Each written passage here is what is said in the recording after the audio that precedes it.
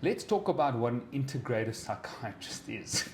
Put very simply, and that's the best way to put it, is a holistic psychiatrist.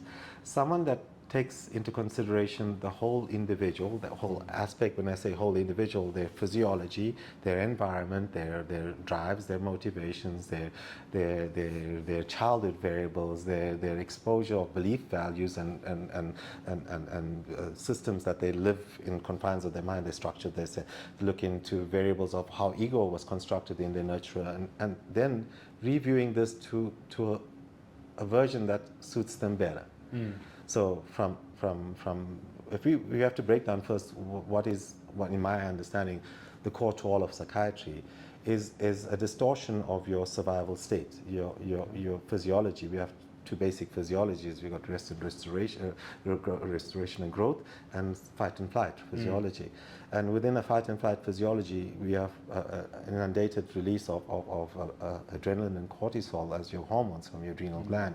Of course, these hormones are released for various functions in our body, but under this wiring of survival state and how the wiring comes about, it fires more abundantly, creating imbalances from primarily your dopamine physiology, and with a knock-on to serotonin physiology. There's the chemical imbalance created that we all talk about in depression and anxiety.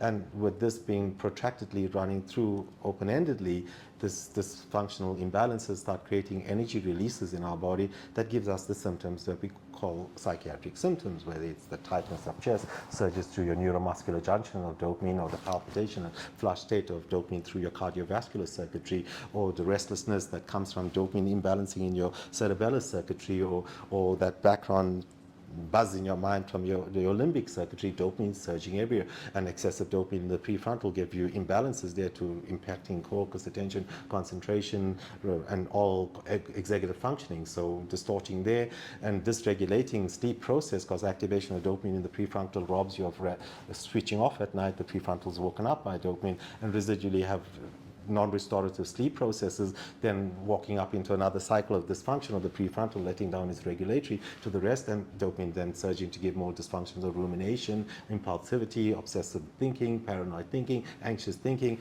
all symptoms of psychiatry coming through this process. Okay. Invariably, if you watch the role of antipsychotics since the introduction and their utilization over the periods of time, they suddenly are starting off with antipsychotics. They're suddenly mood stabilizers. They are also impulse control agents. They're anti-aggressive agents. They're anti-restlessness. Suddenly every symptom somehow can be manipulated in every other condition with a low dose of an antipsychotic. Then what are we talking about? Different conditions? We're talking about one condition that presents in different ways, driven by the dopamine underlying surge. Okay. So the primary physiology in integrative psychiatry is to ground your dopamine physiology. Dopamine detox is how I talk it through with my clientele. And to detox dopamine, we look at nutrition, we look at hydration, we look at stimulation with lights, we look at sleep, we look at all these variable core requirements of the body for it to function healthily. Yeah.